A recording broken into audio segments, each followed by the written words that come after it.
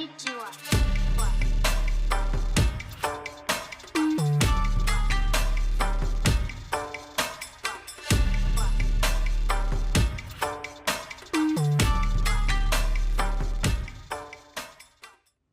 Hey guys, so it has been quite a while since my last video, but I do have something really exciting to share with you today. We finally released the Rekon Y6. This is now available on rekonfpv.com and HGLRC.com. I'll put the links in the video description below. So today I want to talk in detail about the frame design here and all the details that went into it.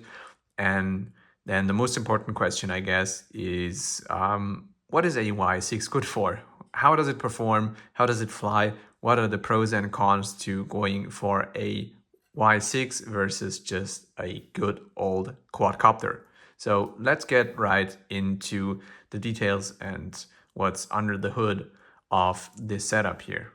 Now, first, maybe a few words about the BNF and the different versions. So what I'm holding in my hands here is the Caddx Moonlight version here. As you can see, there's the Caddx walk snail compatible unit inside, quite similar to the DJI O3 actually in shape and size. It will also come in a DJI O3 version, the BNF, which is really just slightly more expensive, and then there will be a much cheaper analog version as usual. It will only come in a 6S setup, so with 2004 1800 kV motors. There will not be a 4S version, simply because this setup does perform much better on 6S, and 4S versions have been decreasing in popularity recently anyway. So this will be available basically in 3 different VTX versions, 2 different receiver versions, so Crossfire and Express LRS. So that will be the versions you will be able to get. Okay, so let's zoom in a little bit on the components that are on here. So motors, as you see, these are quite familiar probably if you know the Rekon 5. So 2004 motors, 1800 kV. This is a well-tested and proven motor prop combination, really efficient but also pretty powerful, makes the whole thing much lighter than using something like 2207s or 2306.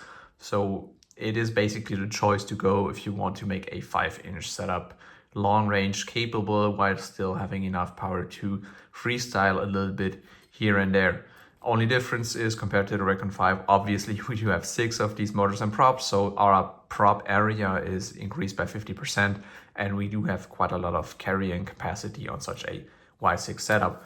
Now we do have a little GPS here because, of course, it's Rekon. We want the thing to be fully long range capable, so we have a latest generation M100 mini GPS.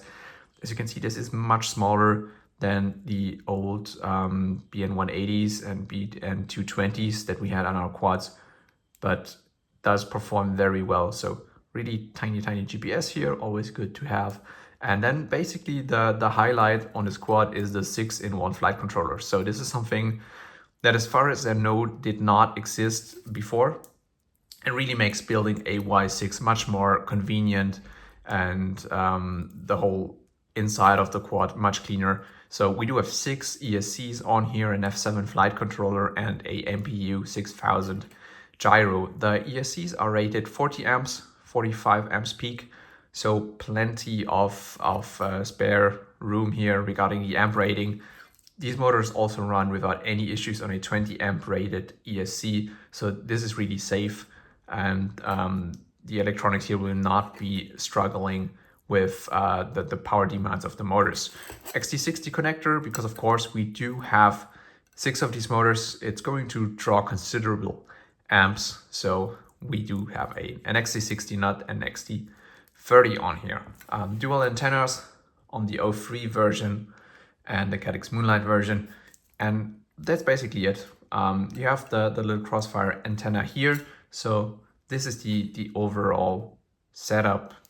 Now let's look at the frame design in a bit more detail. So on these Y6 setups here, there's 2 things you really need to keep in mind when you're designing the frame. First is to make the whole thing actually rigid and robust enough, because you do attach 2 motors to each arm. So you really need to be careful not to run into any issues with stability and vibration or resonances. So these are 5mm arms, 10mm wide, and 2mm plates here, top and bottom. Really nice and robust M3 hardware. So as you can see, the arms are here mounted in 3 different places. Front and back arms are mounted by these screws here. So this really makes sure that nothing here is moving or jiggling or vibrating. The whole thing is really robust. And then basically the other concern you have, which really was a challenge when designing this, is that on these Y6 setup, there's spinning blades pretty much everywhere. So you really need to be careful that nothing does get in the way of the props. This is why I used a lot of TPU on this frame design here to really integrate everything nicely. The GoPro mount is integrated here, antenna mount.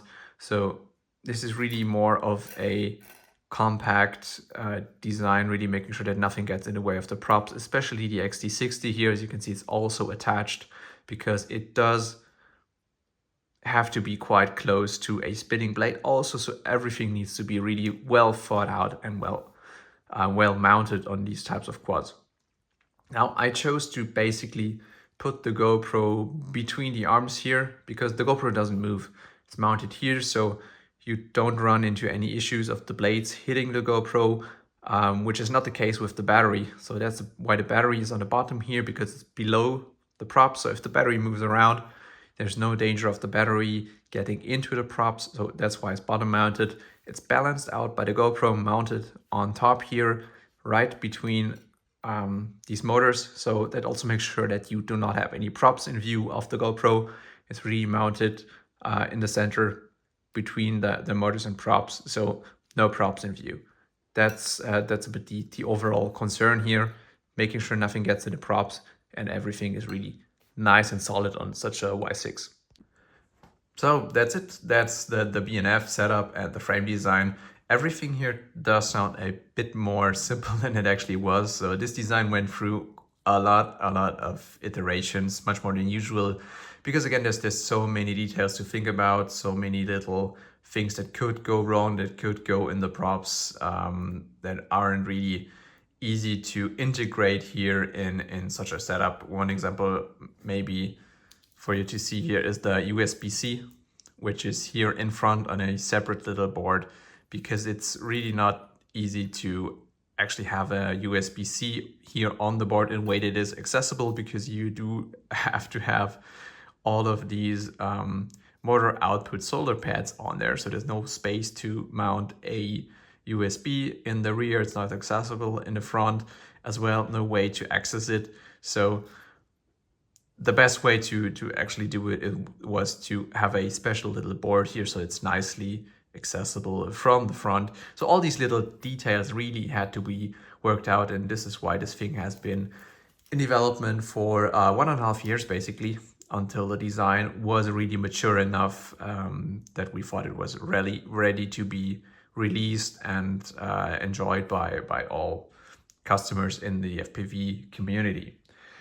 But maybe now let's talk about the really obvious question of why making a Y6. What's the advantage of making a Y6? And basically there's 3 reasons why you would use a Y6. So maybe 4. One could be that you want something that looks different and feels different than a quad, and yes, you can go for a Y6 just because it's different.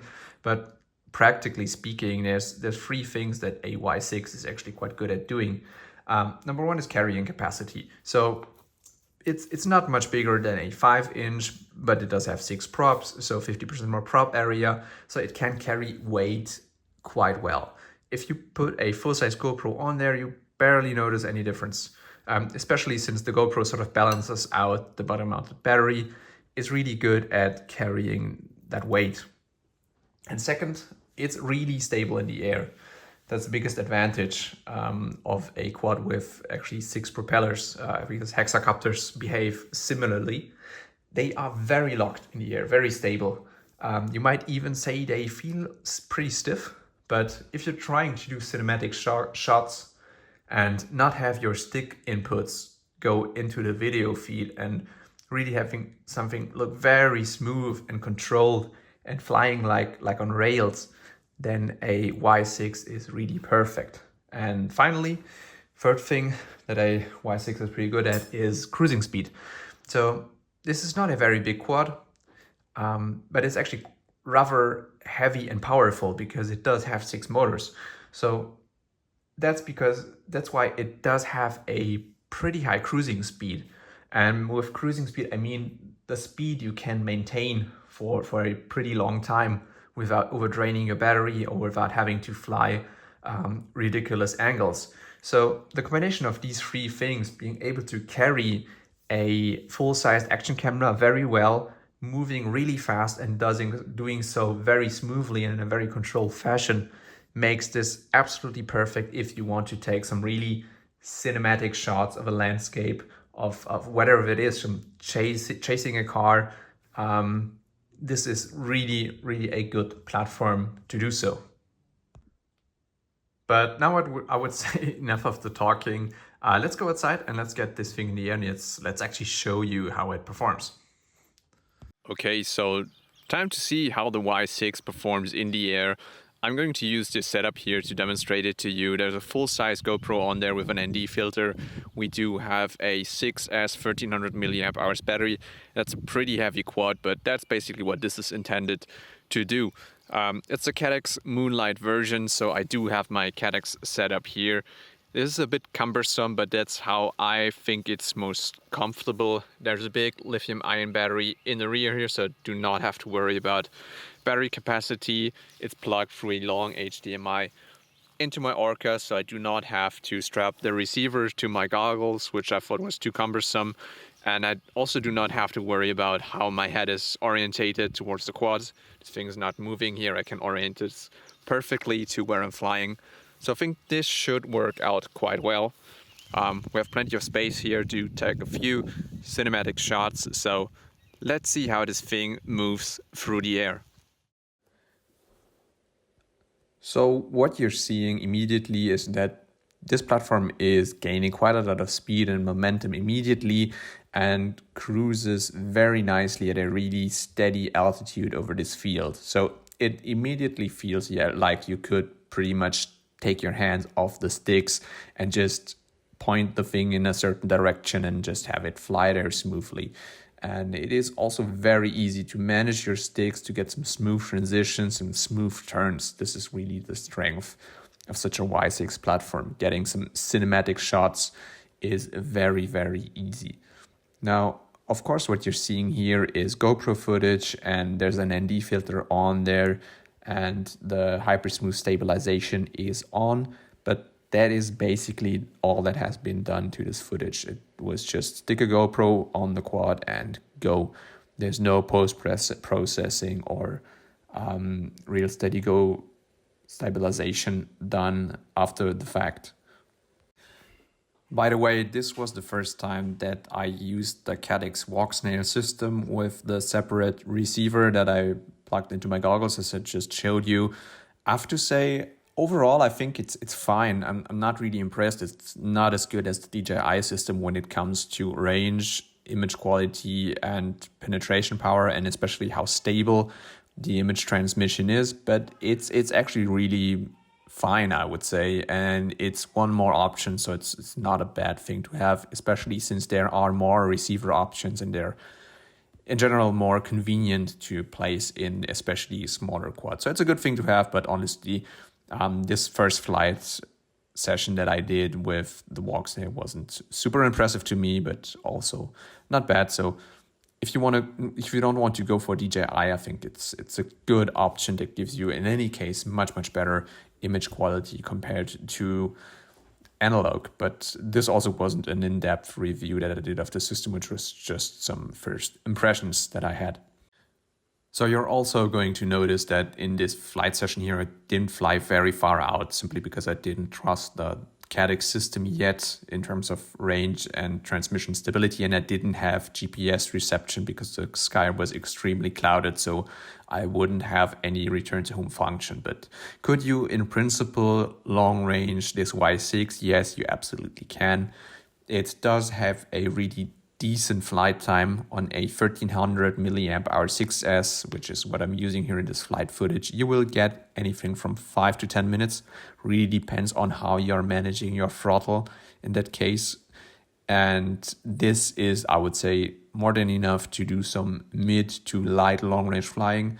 You can also use this quad with a 6S lithium ion pack, which I think is not what most of the time you're going to do, because this is not meant to be used for really heavy mountain diving and extreme long range missions. This is more of a cinematic mid to long range platform, which you're using for some nice cinematic footage. So there usually is no reason to fly very far out when you're doing that. But for the intended purpose, flight time really is going to be more than enough, because this is quite an efficient powertrain you have on this Y6. Now, another question that is quite obvious is, can you freestyle this Y6? And obviously, yes, you can.